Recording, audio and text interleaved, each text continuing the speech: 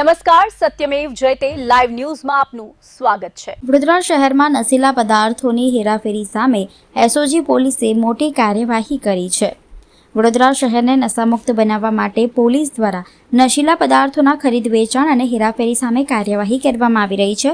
ત્યારે શહેર એસઓજીની ટીમને ચોક્કસ બાતમી મળી હતી કે તરસાલી વિસ્તારમાં શ્રીહરિ એપાર્ટમેન્ટના મકાનમાં પોસ્ટ ડોડાનો જથ્થો સંતાડી રાખવામાં આવ્યો છે।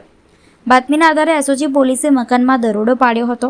દરમિયાન મકાનમાંથી આરોપી અનુપકુમાર મોહનલાલ બિશ્નોઈ અને તેનો સાળો મનોહરલાલ ઉકારામ બિશ્નોઈ મળી આવ્યા હતા। પોલીસે મકાનની તપાસ કરતા 4 કિલો 9 ગ્રામ પોસ્ટ ડોડા, જેની કિંમત ₹60,135 હોવાનું જણાવાયું છે, તે મળી આવ્યો હતો। આ ઉપરાંત 2 મોબાઈલ ફોન સહિત કુલ ₹70,135નો મુદ્દામાલ પણ કબજે કરવામાં આવ્યો છે। પોલીસની પ્રાથમિક તપાસમાં બંને આરોપીઓ મધ્યપ્રદેશના મંદસૌરથી પોસ્ટ ડોડાનો જથ્થો ખરીદી વડોદરા લાવ્યા હોવાનું સામે આવ્યું છે।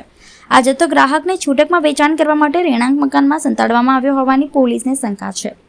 આ મામલે મકરપુરા પોલીસ સ્ટેશનમાં એનડીપીએસ એક્ટની કલમ હેઠળ ગુનો નોંધી વધુ તપાસ હાથ ધરવામાં આવી છે। પોસ્ટ ડોડાનો જથ્થો સપ્લાય કરનાર ગોવિંદ નામના શખ્સની શોધખોળ પણ શરૂ કરવામાં આવી છે।